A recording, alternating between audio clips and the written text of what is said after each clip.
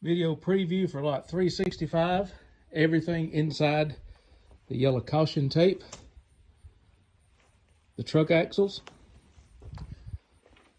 This table behind the axles is a steel table.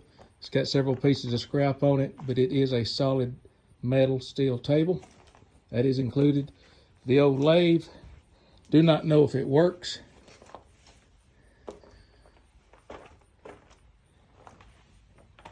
There is a parts wash right here. You have all these motors, electric motors, parts laying here. You have several pieces of scrap sheet metal here. I'll give you an idea of what's in there. 3 or 4 pieces. The cylinder does not go. That is the next lot. That's 366. This is the preview for 365. Field transfer switch.